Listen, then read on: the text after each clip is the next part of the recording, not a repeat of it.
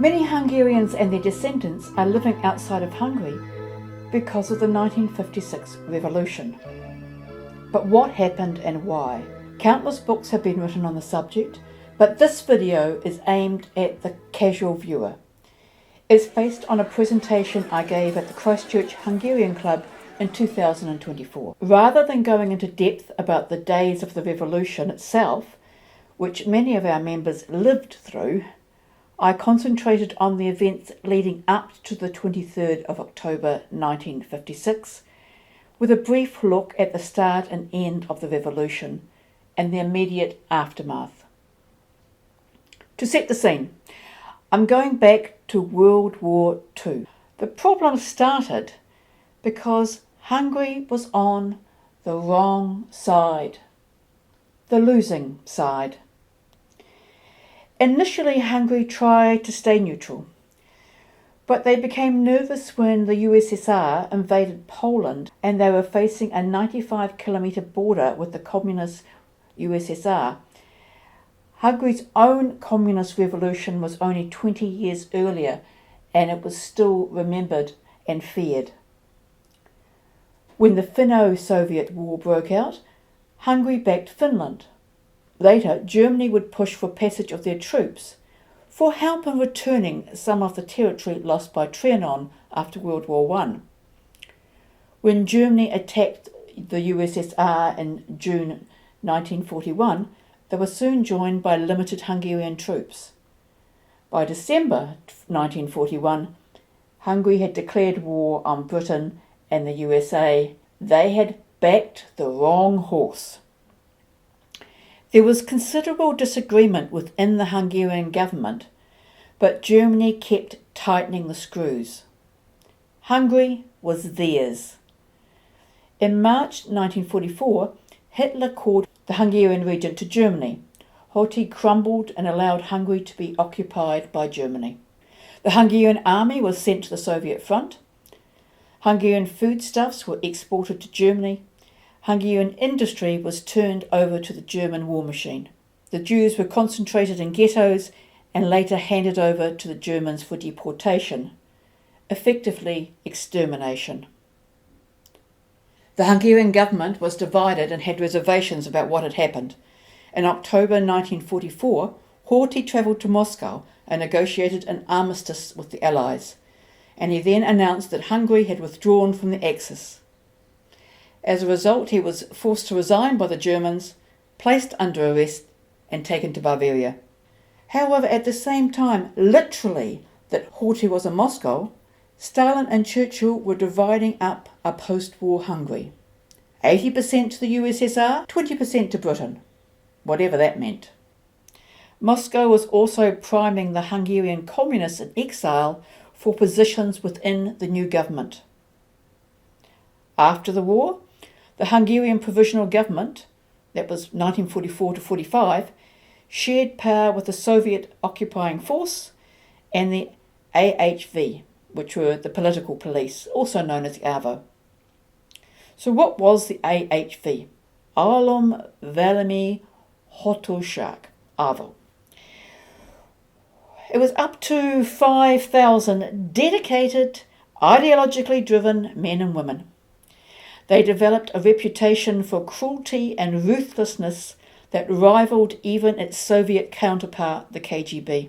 It had an extensive network of informants throughout the country, invading every area of society, from university classrooms to factory floors, to farmyards, to countrysides, and even within people's homes.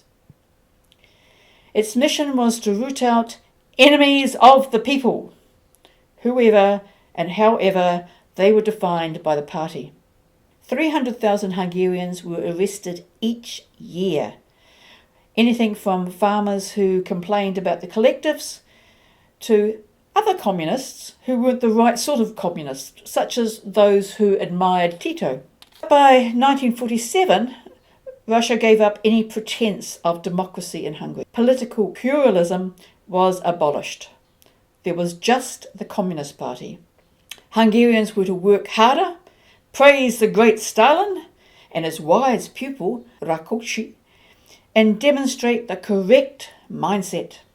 Rákóczi ordered harsh measures against the gulags. That's the peasants who had more than 45 hold. That's about 12.5 hectares, not exactly a rich landlord. And also the middle peasants with 10 to 25 hold. But despite or because of the threats and the high compulsory delivery quotas, the collective farms were a disaster and had low production. The income of those in the collective farms in 1952 was less than a third of that in 1949. Factories and businesses employing 10 or more workers were nationalised. All skilled workers, whether a barber or a plumber, had to work directly for the communist state. 1 in 3 adults belonged to the Communist Party. It was a matter of survival, not ideology. Not because they agreed with their aims, but rather it was the only way to get ahead, and for their children to get ahead. Join the party and repeat the official line. But it wasn't enough to be a communist. You had to be the right sort of communist. Purges against the Hungarian communist leadership and social democrats was rife. One horrible example, Sándor Zöld, who was in the Interior Ministry, was a home-based communist, i.e. not one that came back from Moscow. After criticism, he drove home, shot his wife, his kids, and then himself. He thought it would be kinder than what the secret police would do. And after that, other home-based communists were arrested to impede their flight. Thousands died in the reign of terror. 200,000 imprisoned or sent to slave labour camps. And there was no let-up. There was a culture of fear. Anyone could be an informer, even your kids. How did it happen? No doubt that many felt it was the right course of action. The indoctrination was non-stop. And for some it was just plain old self-interest. For others, a condition of release from prison. Inform and be free of the beatings and torture. Life under Russian occupation was detention, torture, imprisonment, labour camps, and death. It was just a part of life. There was forced land acquisition for collective farms. Much of the food produced went to the USSR. The quotas, such as the number of eggs or kilos of fat, were often higher than what could be produced. Those harvesting grain faced imprisonment if any of the grain was wasted or went missing. And work targets and food quotas kept ratcheting up. Hungarians lived with low wages, high prices, and a meagre standard of living. It looked pretty bleak. But then, a glimmer of hope. In March 1953, Stalin died. But it wasn't straightforward. The top echelon of the party divided on de-Stalinisation, both in Hungary and in the USSR. However, Moscow was clear about one thing. The terror had to go, and persuasion used instead. Rákóczi was still in charge of the party, but no longer considered an infallible demigod, and the title of Prime Minister was to go to Imre Nagy. There was a relaxation of totalitarian controls, thousands of political prisoners were released, 500 collective farms were disbanded, the AVH powers were curtailed, and its chief sentenced to life imprisonment. Economic priorities shifted back to light industry and food production rather than heavy industry as it was under Stalin. By 1954, the standard of living had risen by 15%. But there was tension between reform, Imre Nagy, and the old ways, Mátyás Rákóczi, the little Stalin. This led to Rákóczi denouncing Nagy for right-wing deviations and having him removed from power. Ironically, Moscow now saw Rákosi as a liability and removed him from power for health reasons. In July 1956, he was returned to the USSR, but he wasn't replaced by Noj, but rather another Kremlin hand, Enu Geru, which brings us to the 23rd of October 1956, when the revolution started. What's somewhat confusing that on the 23rd of October there were actually 3 protests. Some sources talk about one, some the other, but really all 3. I managed to find one place that actually put them in order. Initially there was a demonstration organised by the engineering students in Budapest, in part to show solidarity with the Poles. They were denied permission to march, but they were engineers, they went ahead anyway. And it was peaceful and light-hearted. Tens of thousands of students marched to the statue of the hero of the 1848 revolution, Petőfi, and then on to Joseph Bem's. He was a Polish general also involved in the 1848 revolution. Speeches were made and calls were made for Imre Nagy's reinstatement. After that, some went on to Parliament and are joined by others. Eventually, Nagy addressed 200,000 protesters in front of Parliament. Others headed off to Radio Budapest, where the delegates wanted a list of 16 demands to be broadcast. They were met by the AVO and arrested, and instead Gero gives a pro-Soviet radio broadcast. Shots are fired, the revolution begins. Now, some of the Hungarian army, not just then but throughout the revolution, sympathised with their countrymen and women, but it wasn't universal. Over the 2 weeks, some supported the Soviets, some supported the revolutionaries. Within hours it spread. The same day, in Debrecen, 230 kilometres from Budapest, party buildings were occupied by protesters. So what did the crowd want? Free elections, free press, restoration of Hungarian symbols and holidays, and the withdrawal of Soviet troops. Russians go home! And the removal of the giant statue of Stalin in Budapest. This one they did themselves. Now, in Budapest City Park, there was an 8-metre high statue of Stalin. The inscription read, "To the great Stalin, from the grateful Hungarian people." On the evening of October the 23rd, some 5,000 students threw ropes around his neck and mounted the knees with welding torches and tore it down within a few hours. They desecrated the statue and put Hungarian flag in his boots, which were still on the plinth.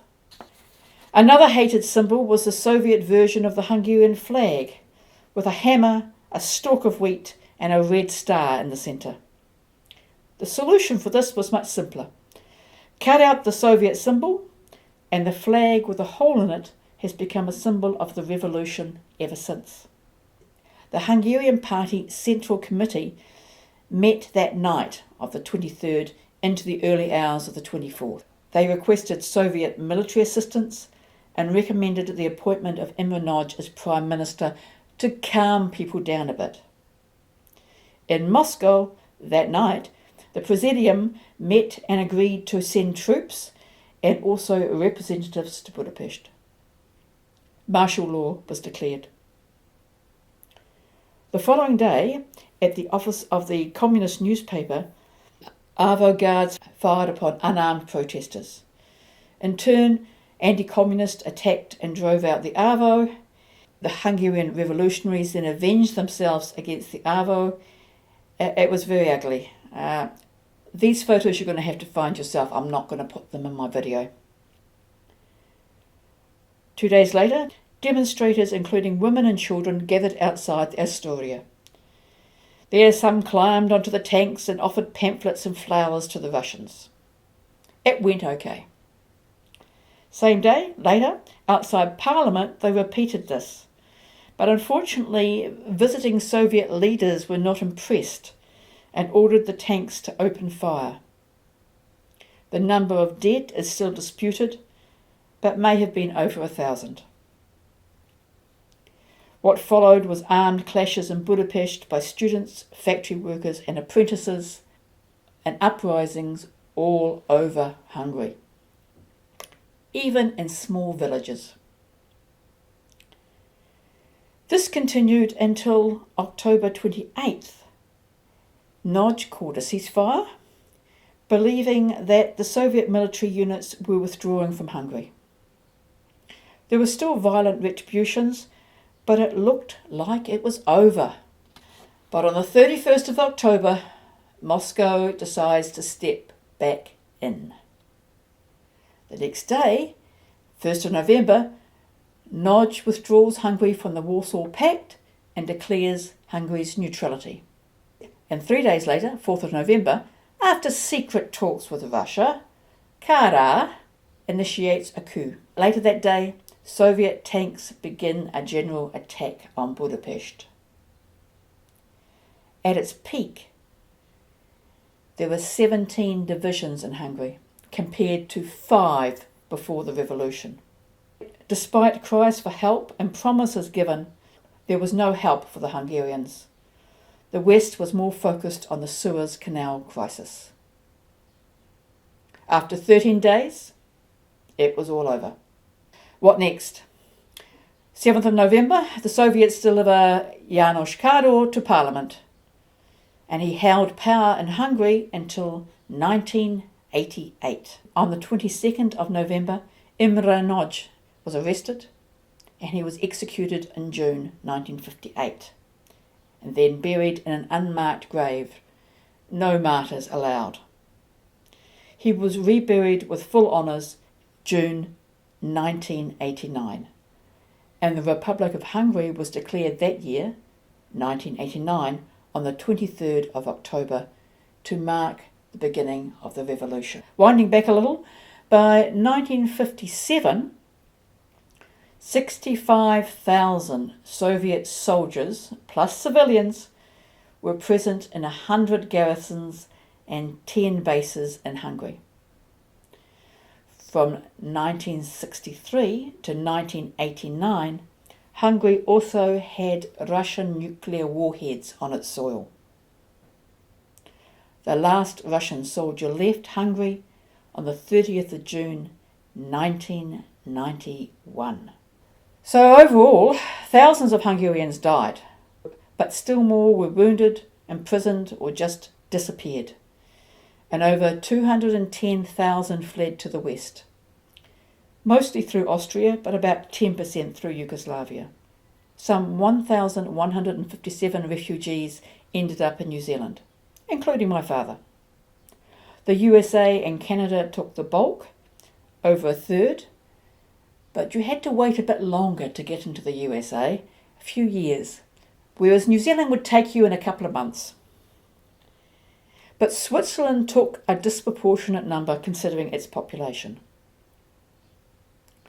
I hope this video has given you some idea of why Hungarians all over the globe gather to remember the 23rd of October. And as I said at the beginning, there's plenty of resources out there, even in English, about those days if you want to learn more. If your parent or grandparent came out there, why not ask them for their perspective? I'd be interested in your feedback. Feel free to leave a comment down below, and a like would be appreciated so more people can find this video. Vislát!